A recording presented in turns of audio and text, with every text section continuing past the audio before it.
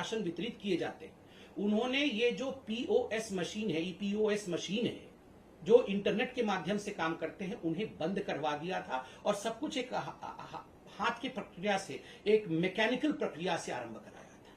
तो आप बताइए, सही गरीब तक जा रहा है या नहीं, ये राशन उचित व्यक्ति तक जा रहा है या नहीं, ये कैसे मालूम पड़ेगा जब आपने पीओएस मशीन ही बंद कर रखा है। और अब बहुत कहने के बाद आपने पीओएस मशीन चालू करने की बात की है। और दिल्ली की जनता को जान के आश्चर्य होगा, छोटे छोटे राज्य जो दूर दराज इलाके में हैं, जिनके पास इंटरनेट की सप्लाई भी नहीं है या कम है, उन छोटे छोटे राज्यों ने पीओएस मशीन लागू कर रखा है। इन छोटे छोटे राज्यों ने इनका 80% से अधिक आधार कार्ड ऑथेंटिकेशन है। अर्थात ये जो आधार कार्ड के माध्यम से, कि आधार कार्ड एक गरीब व्यक्ति के घर में अरविंद केजरीवाल जी जाते हैं, उनको राशन देते हैं, तो आधार कार्ड के माध्यम से कि इस व्यक्ति को राशन पहुंचा कि नहीं, ये आधार कार्ड के माध्यम से मालूम पड़ता है। जो नेशनल एवरेज है वो 80% का है, किंतु दिल्ली में आधार कार्ड ऑथेंटिकेशन 0 है। अर्थात अरविंद केजरीवाल जी ने इस पे कोई काम नहीं किया है। हमें मालूम ही नहीं पड़ेगा कि अरविंद केजरीवाल जी ये राशन उठा करके किसको दे रहे हैं। तो आप बताइए, क्या ये एक बहुत बड़ा स्कैम, मैं तो कहूंगा ये स्कैम होते होते रुका है। ये बिल्कुल 25 तारीख से जो अरविंद केजरीवाल जी ये जो राशन डाइवर्टिंग सिस्टम, ये कहीं ना कहीं राशन को डाइवर्ट करना चाहते थे। ये इतने बड़े स्कैम को करना चाहते थे कि आप देखिए, जिस व्यक्ति तक ये राशन पहुंचना चाहिए उस व्यक्ति तक ये राशन नहीं पहुंचेगा, और ये राशन न जाने किसके पास पहुंच जाता। ना उसका आधार कार्ड ऑथेंटिकेशन है, ना वहां ईओएस मशीन है। और आखिरकार बाद में आप दिल्ली में देखते कि 7, 8, 10 गुना अधिक इन्फ्लेटेड प्राइस में गेहूं और चावल आपको दिल्ली में मिल रहा होता। यही अरविंद केजरीवाल करना चाहते थे। मैं ऐसा क्यों कह रहा हूं? आज अरविंद केजरीवाल जी ने राशन के घपले, राशन माफिया, सबके बारे में बात की। बंधुगण, आपको ये याद है ना, ये राशन कार्ड कैसे बनाते थे इनके मंत्री, आपको याद है ना? ये इनके राशन कार्ड मंत्री राशन कार्ड ऐसे बनाते थे, फेवर लेके लोगों से राशन कार्ड बनाते थे। पूरा केस कोर्ट में गया और अरविंद केजरीवाल जी को अपने मंत्री को ही हटाना पड़ा। अरविंद जी, आज आपकी जो उद्गार को हमने देखा, जो आप इतना कह रहे थे कि मैं राशन के लिए बहुत चिंतित हूं और बचपन से ही मैं चाहता था कि दिल्ली की जनता का भला हो, राशन कार्ड तो आपने ऐसे बनाया था। राशन कार्ड बनाने में ही आप घपला करते थे, सेक्सुअल फ्लेवर लेके आपके जो मंत्री हैं वो राशन कार्ड बनाते थे। बंधुगण, आज पार्टी ने हमारे कहा भी है और आपने ट्वीट भी देखा है कि ABCDEF, ये जो अरविंद केजरीवाल के ABCDEF है, हम उसको आज उजागर करेंगे। क्या है अरविंद केजरीवाल जी का ये गवर्निंग मॉड्यूल या उनका जो काम करने का तरीका है? ए क्या है? ए फॉर एडवर्टाइजमेंट। केवल एडवर्टाइजमेंट करना है, कुछ करना नहीं है, केवल एडवर्टाइजमेंट करना है। आज आप देखते होंगे कि वो जो बहुत सारे सिलेंडर रखे हुए होंगे और उसके बीच अरविंद केजरीवाल जी मास्क पहन के चल रहे हैं। हर जगह ये फोटो आ रही है, बहुत सारे सिलेंडर रखे हुए हैं और अरविंद केजरीवाल जी चल रहे हैं, एडवर्टाइजमेंट आ रही है और वो कह रहे हैं कि हम 3rd वेव की तैयारी कर रहे हैं। अरविंद केजरीवाल जी, ऐसे ही अगर आप सिलेंडर के बीच में मास्क पहन करके 2nd वेव से पहले चल दिए होते तो आज 2nd वेव ही नहीं होता और ये सारी चीजें नहीं होती। आप उस समय भी एडवर्टाइजमेंट कर रहे थे, आज भी एडवर्टाइजमेंट कर रहे हैं। 1000 करोड़ रुपए, 900 करोड़ के आसपास आपने एडवर्टाइजमेंट में खर्च किया। और दिल्ली वासियों, अगर यही 900 करोड़ रुपए उन्होंने राशन पे खर्च कर दिया होता ना, तो आज घर घर अनाज तो क्या, घर घर फल फ्रूट तक पहुंच गया होता। सबके घर में एक सेव, एक अनार भी पहुंच रहा होता, अगर वो वाकई 1000 करोड़ रुपए एडवर्टाइजमेंट पे नहीं खर्च करते। A for advertisement, B for blame. हर चीज में मोदी जी आपने ऐसा कर दिया, मोदी जी आपने वैसा कर दिया, मोदी जी आपने मुझे ऑक्सीजन नहीं दिया, मोदी जी आपने मुझे रेमडेसिविर नहीं दिया, मोदी जी आपने हमें हॉस्पिटल का बेड नहीं दिया।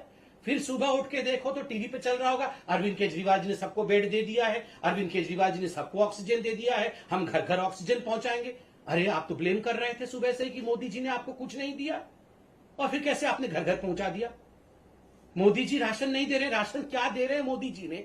हमने अभी आपको आंकड़े दिए हैं। मोदी जी 25 रुपए दे रहे हैं, आप 2 रुपए दे रहे हैं।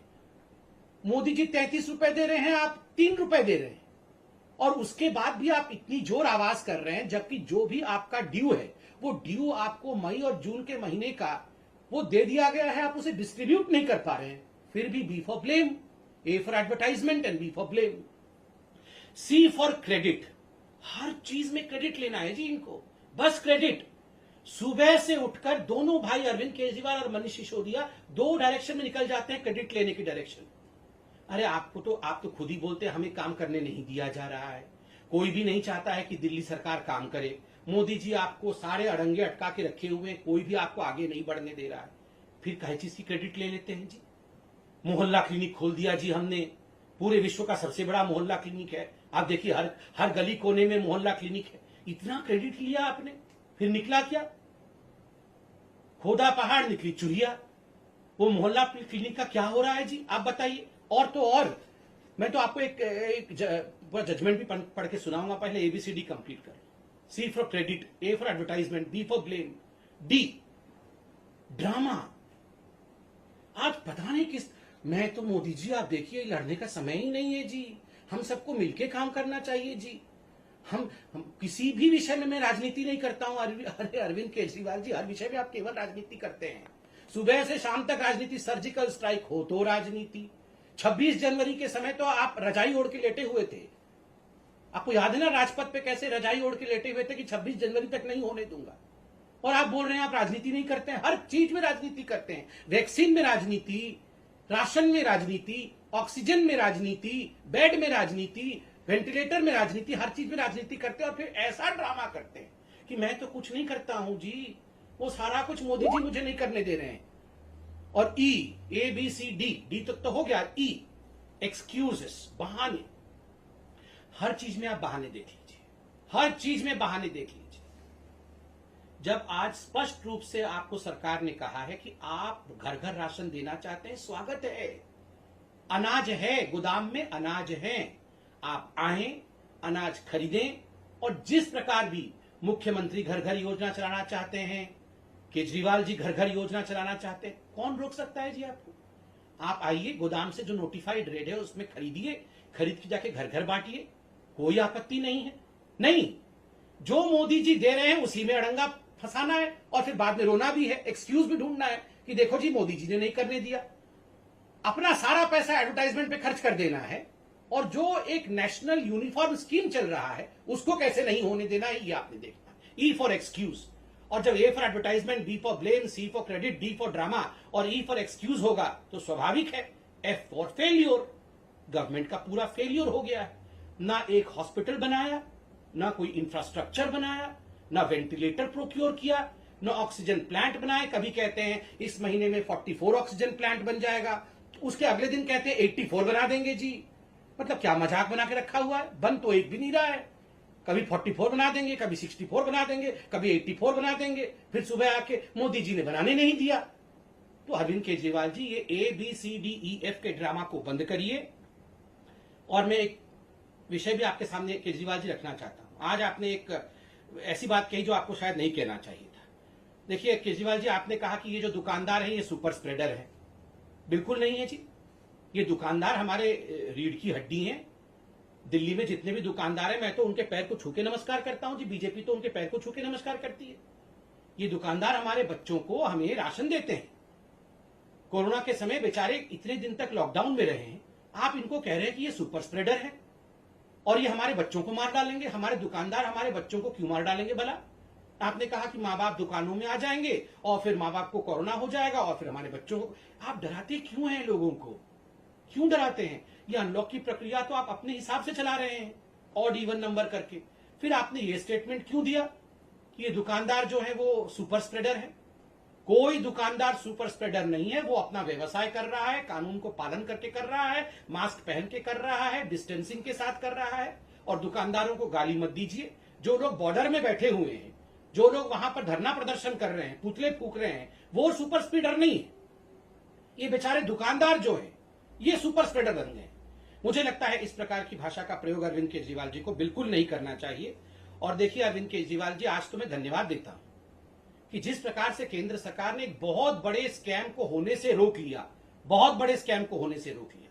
और वो स्कैम था कि आप ये सारा का सारा जो गोदाम से डाइवर्ट करने वाले थे अनाज, गरीबों के नाम पर और इसका स्कैम करने वाले थे, आज वो स्कैम होने से रुक गया है। मुझे लगता है ये दिल्ली की जनता के लिए बहुत राहत का विषय है। बहुत बहुत धन्यवाद। कैसे करें, उनका सवाल कैसे ले? अब उनको लिया है क्या? हुआ उसको ला, वो म्यूट ही था ना।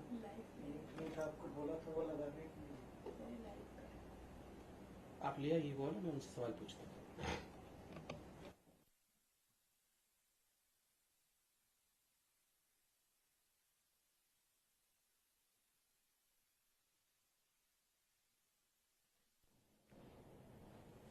सर, आप राशन की बात कर रहे हैं, पर ये बार बार होता रहा है कि अरविंद केजरीवाल ने ये भी बोला कि उन्होंने एक बार नहीं 4 बार फाइल भेजी थी एलजी के पास, और एलजी चाहते तो उसको सिर्फ अप्रूव करके भेजना था और डिलीवरी हो जाती राशन की गरीबों को।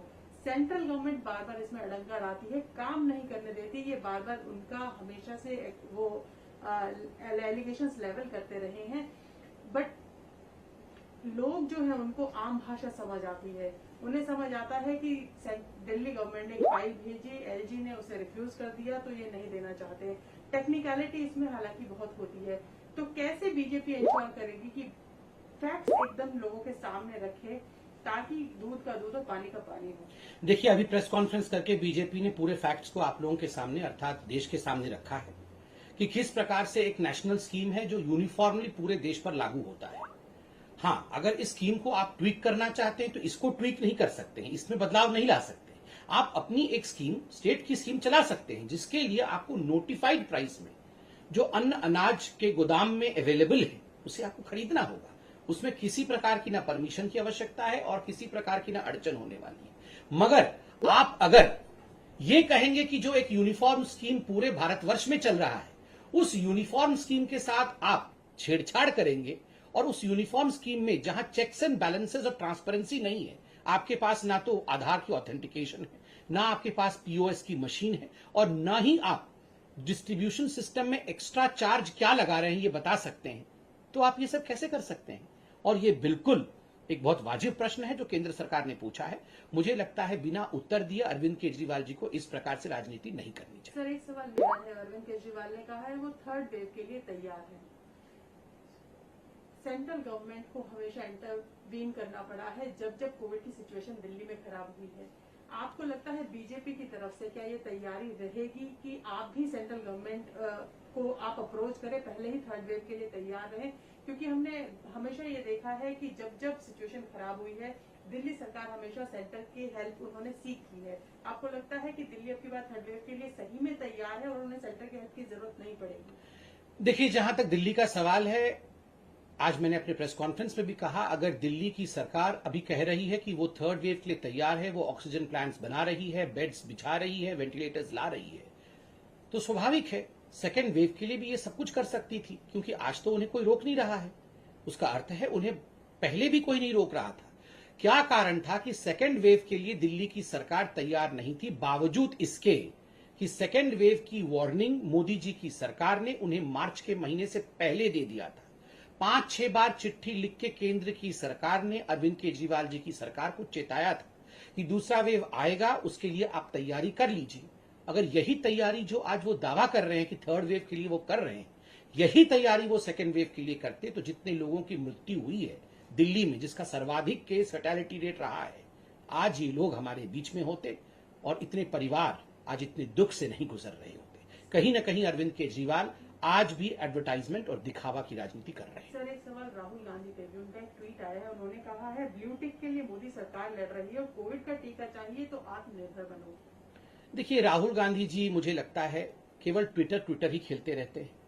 राहुल गांधी जी के लिए ट्विटर पे ही राजनीति करना उनका राजनीति का सबसे महत्वपूर्ण विषय है, उनका सबसे बड़ा प्लेटफॉर्म है। हमें लगता है गरीबों के बीच राशन देकर, हमें लगता है जिस प्रकार से इतने बड़े वैक्सीनेशन ड्राइव को भारत की सरकार ने चलाया है, वो अपने आप में एक बहुत ही प्रशंसनीय कदम है।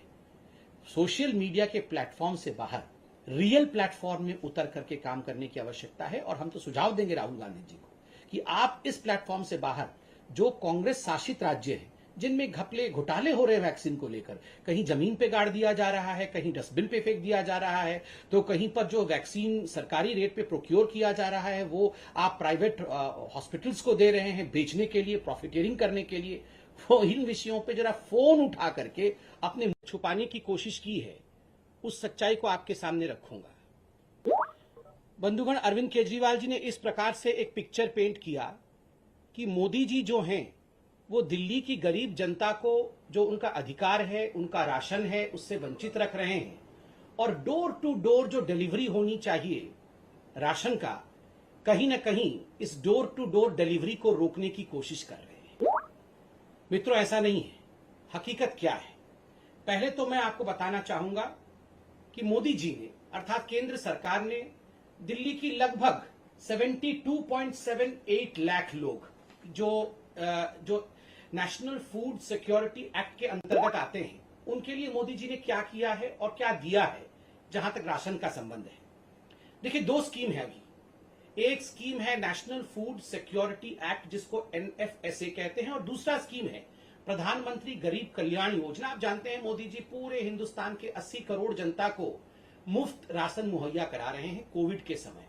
तो ये दो स्कीम के अंतर्गत दिल्ली में भी जो गरीब बंधु हैं, उनको भी, जो मजदूर हैं, जिनको आवश्यकता है, उनको भी मोदी जी राशन पहुंचा रहे हैं। कितना राशन अभी तक पहुंचाया गया है और कितना पहुंचा है, इसका हिसाब किताब हम देंगे। देखिए, याद रखिए, भारतीय जनता पार्टी हिसाब किताब में विश्वास रखती है, ड्रामा में नहीं। हम चाहते हैं कि हकीकत आपके सामने जाए। ये जो नेशनल फूड सिक्योरिटी एक्ट है, इसके अंतर्गत 37,400 मीट्रिक टन राशन या अनाज आज तक दिल्ली को मोदी जी ने भेजा है, और दिल्ली सरकार ने जो उन्होंने खुद हिसाब दिया है कि मई के महीने में इसका लगभग 90% डिस्ट्रीब्यूट कर दिया है। और दूसरा स्कीम जो है वो प्रधानमंत्री गरीब कल्याण योजना का है। वे मई जून, अभी जून महीना चल रहा है, और मई जून और जून के 5 तारीख तक का आपको हिसाब दूंगा। इन दोनों महीनों में जो दिल्ली का कोटा है, उससे अधिक 72,782 मीट्रिक टन यह अनाज जो है मोदी जी ने दिल्ली को भेजा। दिल्ली ने कितना उठाया? दिल्ली 53,045 मीट्रिक टन ही उठा पाई, अर्थात सारा उठा नहीं पाई, इतना ही उठा पाई। और ये जो 53,000 मीट्रिक टन उठाया है उन्होंने अपने कोटे में से, उसका मात्र 68% ही उन्होंने डिस्ट्रीब्यूट किया है। मात्र 68% ही वो बांटने में समर्थ रहे, बाकी वो बांट नहीं पाए। मुझे बड़े दुख के साथ कहना पड़ रहा है कि यहां अरविंद केजरीवाल जी ने बहुत सारे आंकड़े नहीं दिए। पहला आंकड़ा जो अरविंद केजरीवाल जी ने नहीं दिया वो यह है कि ये जो NFSA, national food security act का स्कीम है, इसके अंतर्गत कितना पैसा, ये एक सब्सिडाइज स्कीम है, अर्थात इसका पैसा जो है वो केंद्र सरकार देती है, और एक बहुत मिनिमम पैसा जो है वो राज्य सरकार देती है। अरविंद केजरीवाल जी कितना पैसा देते होंगे? मिनिमम जो पैसा है वो कितना देते हैं, और मोदी जी कितना देते हैं? अब देखिए, दो राशनों की बात करेंगे हम, एक तो गेहूं की बात करेंगे और एक हम चावल की बात करेंगे। जहां तक गेहूं का सवाल है, गेहूं अरविंद केजरीवाल जी मात्र 2 रुपए देते हैं, और मोदी जी देते हैं गेहूं पे 23.73 रुपीज। कुल मिलाकर गेहूं का जो रेट है, मार्केट रेट है, वो 25.73 रुपीज है, जिसमें अरविंद केजरीवाल जी 2 रुपए देते हैं, अर्थात दिल्ली सरकार 2 रुपए देती है। ठीक उसी प्रकार चावल में अरविंद केजरीवाल जी मात्र 3 रुपए देते हैं, और मोदी जी देते हैं 33.79, अर्थात केंद्र सरकार देती है 33.79 रुपीज और राज्य सरकार देती है 3 रुपया। मैं ऑडियो नहीं आ रहा है, इसको अनम्यूट करता हूं।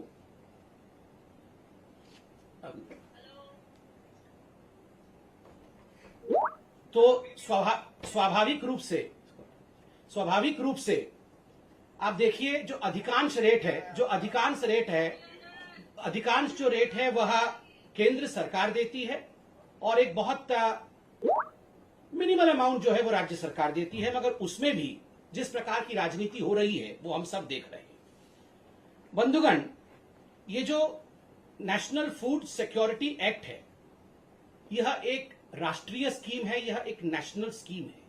ये पूरे राष्ट्र में, पूरे भारतवर्ष में एक यूनिफॉर्म स्कीम के अंतर्गत काम करती है, यूनिफॉर्मिटी के साथ काम करती है, चाहे वो दिल्ली हो, चाहे वो उड़ीसा हो, चाहे वो बंगाल हो, चाहे वो कोई भी राज्य हो, हर राज्य में यूनिफॉर्मली काम करती है और कोई भी राज्य इसको डिसरप्ट नहीं कर सकता है। कोई भी राज्य का यह अधिकार नहीं है कि नेशनल फूड सिक्योरिटी एक्ट को बंद कर दे और अपने तरीके से उसी स्कीम में से स्कीम निकाले। देखिए, अगर अरविंद केजरीवाल जी वाकई गरीबों के बीच में इसके अतिरिक्त कोई राशन बांटना चाहते हैं और वो चाहते हैं कि वो गरीबों का कल्याण करे, इसके ऊपर कल्याण करे, तो उसके लिए अरविंद केजरीवाल जी राशन प्रोक्योर कर सकते हैं। जो केंद्र सरकार देती है उसके अलावा भी राशन खरीद सकते हैं और नोटिफाइड रेट में खरीद सकते हैं। अर्थात जो रेट मैंने आपको कहा उस रेट के अलावा भी, उस रेट के अलग भी, जिस रेट में बंगाल को मिलेगा, जिस रेट में झारखंड को मिलेगा, जिस रेट में उड़ीसा को मिलेगा, जिस रेट में उत्तर प्रदेश को मिलेगा, उस रेट में भी अनाज खरीद करके वो अलग से अपनी स्कीम चला सकते हैं। वो उसका कोई भी नामांकन रख सकते हैं। इसमें किसी प्रकार की कोई आपत्ति ना तो केंद्र सरकार को होगी, ना तो किसी को आपत्ति होगी। दोनों मिलकर काम कर सकते हैं। मगर जिस प्रकार से वो ये दिखाने की कोशिश कर रहे हैं कि केंद्र उनको उनका स्कीम चलाने नहीं दे रही है, ये गलत है। दूसरा विषय है अरविंद केजरीवाल जी का ये जो स्कीम है, जो घर घर राशन वाला स्कीम है, उसमें एक जो बहुत महत्वपूर्ण बात है, उसको बड़ी चतुराई के साथ अरविंद केजरीवाल जी ने छुपा दिया।